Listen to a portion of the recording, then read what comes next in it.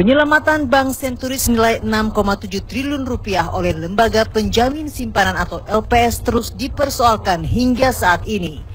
DPR dan publik menganggap suntikan dana ini sebagai skandal perbankan yang merugikan negara.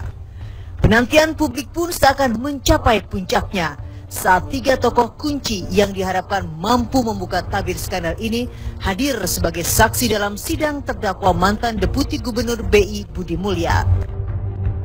Dalam persidangan, Sri Mulyani yang merupakan ketua KSSK pada saat skandal ini terjadi mengaku telah melaporkan permasalahan Bank Senturi kepada Presiden SBY dan Wakil Presiden Yusuf Kala pada 21 November 2008. Namun hal ini dibantah Yusuf Kala, Wakil Presiden yang juga merupakan pelaksana tugas Presiden yang mengaku baru menerima laporan 4 hari kemudian. Selaku Ketua KSSK melaporkan kepada Presiden atau Wakil Presiden.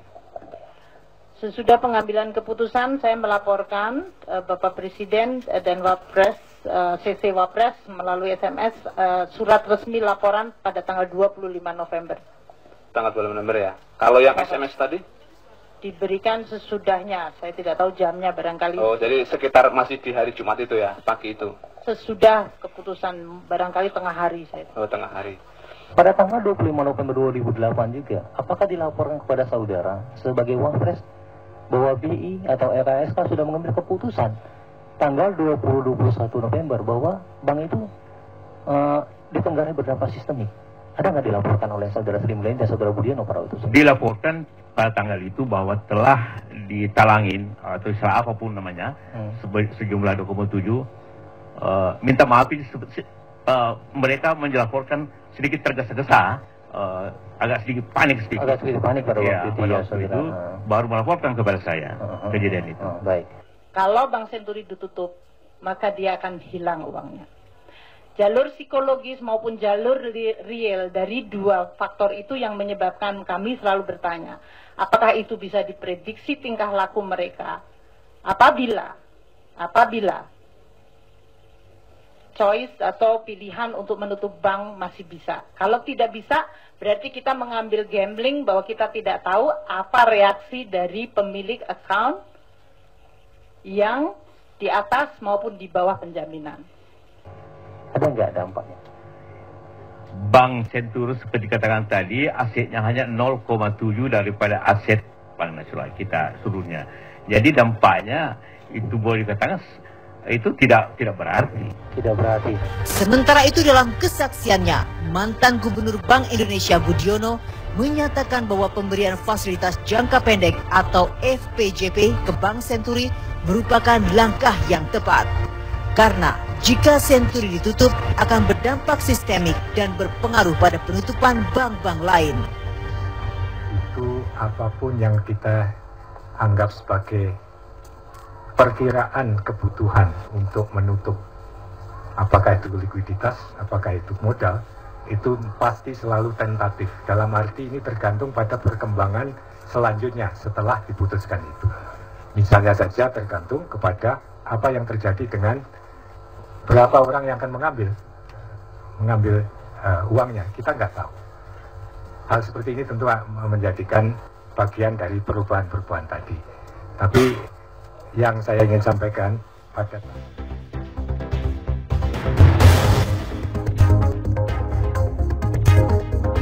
Indonesia Lawyers Club malam ini dengan tema Kasus Senturi, Siapa yang Buang Badan. Dan kini kita sambut Presiden Indonesia Lawyers Club, Garni Ilyas. Kinerja yang menggembirakan. Pemirsa, malam ini kita ketemu kembali di Indonesia Lawyers Club. Tema yang diangkat malam ini yang rame pekan kemarin, yaitu munculnya 3 saksi kunci dalam kasus Senturi. Dan tokoh-tokoh yang muncul memang tokoh yang sangat menarik perhatian publik. Bekas Menteri Keuangan Sri Mulyani, bekas Gubernur Bank Indonesia yang sekarang Wakil Presiden Republik Indonesia Budiono, dan mantan Wakil Presiden Indonesia Yusuf Kala. Dan mungkin itu satu persidangan yang pertama di Republik Indonesia memanggil Wakil Presiden walaupun sebagai saksi. Kita saksikan sekarang diskusi ini dengan apa yang diucapkan oleh Pak Yusuf Kala pada malam ini. Saya persilakan Pak JK. Pak JK ada tuduhan nih, Pak JK itu buang badan dibilang dalam kasus Senturi.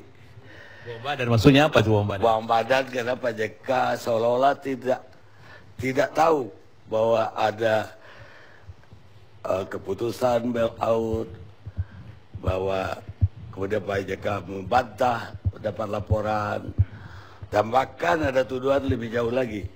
Memang sengaja Pak JK mengangkat ini untuk mempolitisir. Karena waktu itu wakil presidennya diganti jadi Pak Budiono.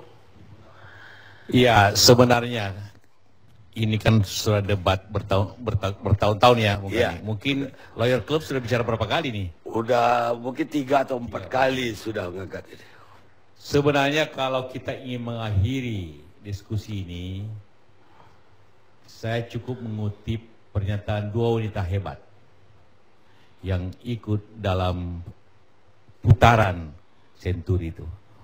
Wanita hebat, wanita pintar, dua-duanya. Miranda Gultom yang kita dengar kemanya mengatakan, ini kalau begini saya lebih sakit. Saya tidak mau masuk penjara. Karena ujung-ujungnya ini penjara ini. Itu pernyataannya kita dengar semua kan. Kemudian pernyataan Sri Mulyani yang mengatakan, kalau begini, saya masih mati berdiri ini. Bayangkan 2 wanita hebat, tangguh, mau mati berdiri dan masuk penjara. Artinya jelaslah bahwa proses ini ada kesalahan yang besar sekali sebenarnya. Kalau 2 orang pintar, 2 orang hebat, 2 orang tangguh mengatakan itu, apalagi yang kita bisa katakan. Jadi apakah kesimpulannya Sri Mulyani dalam hal ini dibohongi atau bagaimana? Ya kan dia sudah ngomong sendiri, tahu saya tambahin. Dia merasa tertipu kan sebenarnya. Itu tahu saya, bukan saya ngomong, dia sendiri ngomong juga lah. Tapi begini saja, kalau kita ingin beresume ya, kan ada berbagai perbedaan pandangan. Pertama pandangan tentang apa benar krisisnya sama dengan 98. Itu kan selalu bilang. Saya ingin katakan jauh sekali. Itu pandangan yang sangat berlebihan. Sederhana saja, saya tadi bikin grafik sajalah sesuai ini grafik perbandingan selama 10 tahun. Ini inflasi waktu 98 itu 77%. Tahun 2008 11%. Itu kan hampir hanya 1:7. Pertumbuhan ekonomi minus 13% dibanding dengan positif 6% 2008. Jadi janganlah coba membandingkanlah seperti itu. Yang kedua, rupiah dibicarakan. Ya rupiah itu tahun 97 itu 2.400. Akhir 2008 menjadi 17.000. Jadi net 700% melemahnya.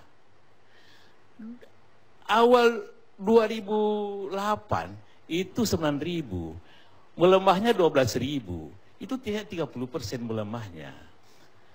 Kalau 12.000 sekarang juga 12.000, apa kita krisis sekarang? Kan tidak apa-apa, tidak apa-apa. Ya kalau alasan 12.000 itu krisis, ya sekarang juga 12.000. Jadi tidak mau dipakai itu. Kalau saham di mana-mana turun.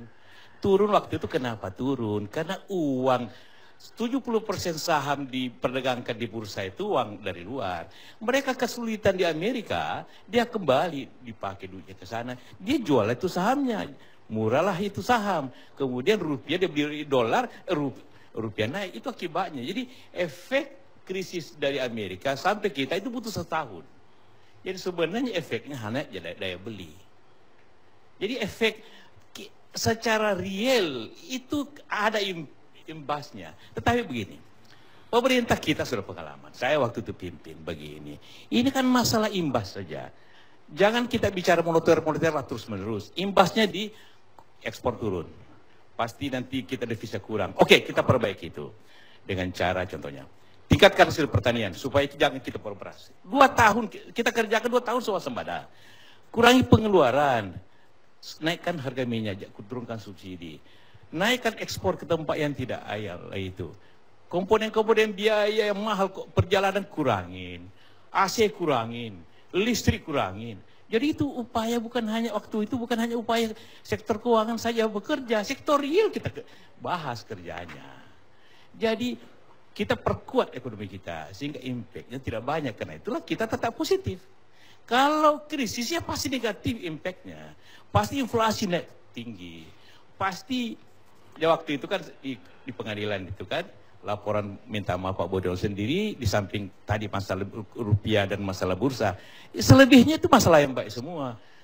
Kredit naik, investasi naik, NPL turun, yang kurang dimengerti pengacara bahwa dia kira turun jelek, padahal NPL turun kan baik.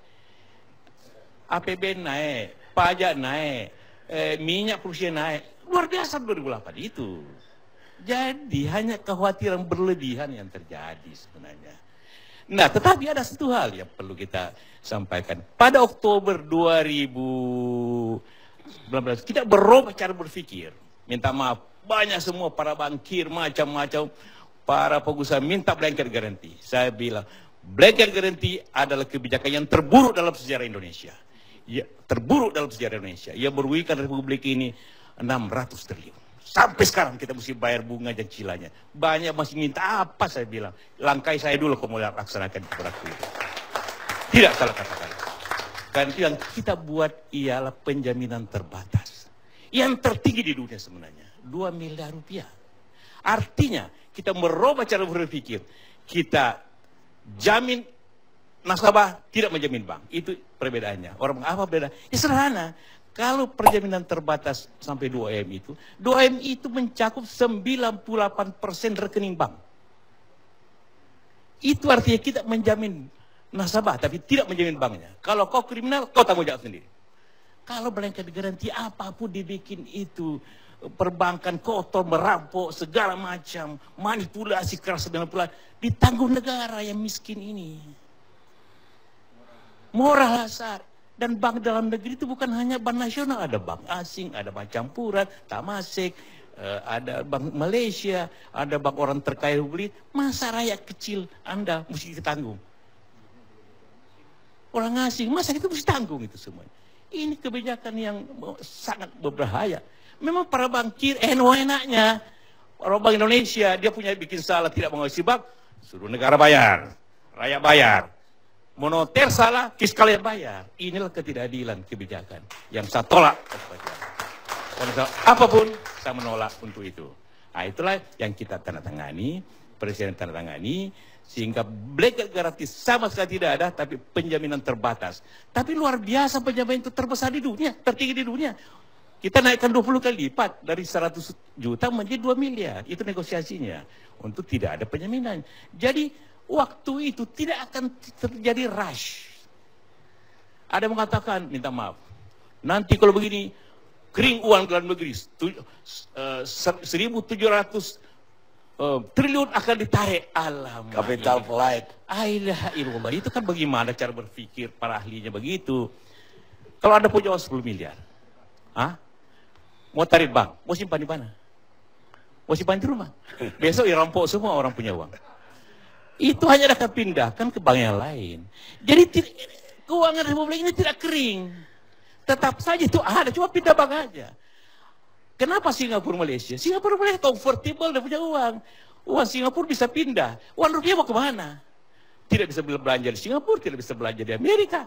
Jadi akan berputar bursa Republik ini. Jadi antar bank saja. Jadi tidak akan pernah ada bank lari ke luar negeri. Tapi katanya di Malaysia, Hong Kong, dan Singapura blanket garansi. Iya, itu comfortable dia punya currency. Jadi uang Singapura Anda bisa belanjakan di Hong Kong bisa belanja di Cina. Kita kan rupiah bisa belanja di mana? Jadi uang ini bertransfer ke mana? Emangnya bersimpan di mana kalau uang rupiah sekarang? Coba tanya sekarang. Ada uang 1 juta bawa ke mana? Harus hanya simpan antar bank di Republik ini. Jadi uang itu berputar-putar saja. Dan tidak mungkin disimpan di rumah. Kalau simpan di rumah bisa dirampok. Dan kedua, tidak ada bunganya.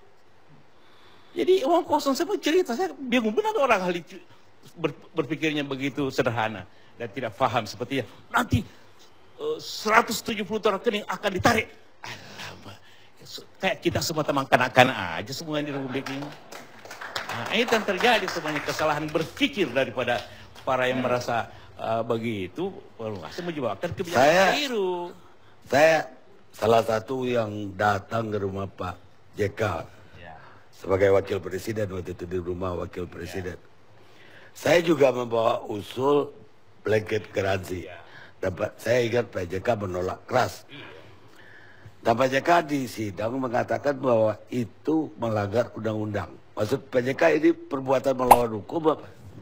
Karena Perpu nomor 23 itu kan isinya merubah LPS. Kemudian dari 100 juta menjadi 2 miliar. Ya itulah semuanya harus mendasari kalau ada masalah. Bukan bailout. Kalau bailout kan pengambil alihan yang menanggung apapun. Pertamanya yang paling penting juga sebenarnya ialah apakah Bank Senturi ini rusak karena krisis? Saya tanya pada waktu dilaporkan kepada saya, ini kenapa ini uang hilang?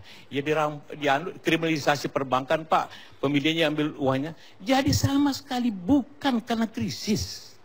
Kalau karena krisis maka terjadi di tempat lain juga. Cuma di bank kecil itu terjadi.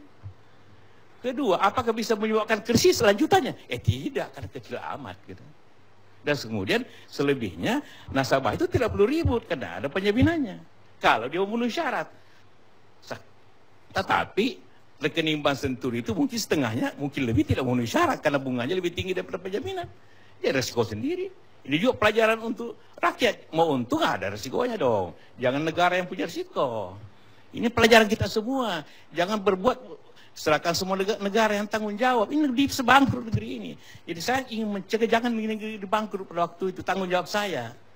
Karena saya pejabat presiden waktu itu. Apapun kau mau, saya tidak biarin negeri bangkrut. Karena kebijakan. Jadi menurut Bapak, ini yang berperan sampai akhirnya di bailout. Yang Bapak namakan sama aja dengan blanket garansi itu. Sama aja bailout dengan blanket sama aja. Dan ini lebih tanggung jawab Bank Indonesia atau Menteri Keuangan. Tapi sebentar lagi Bapak jawab, kita rehat sejenak.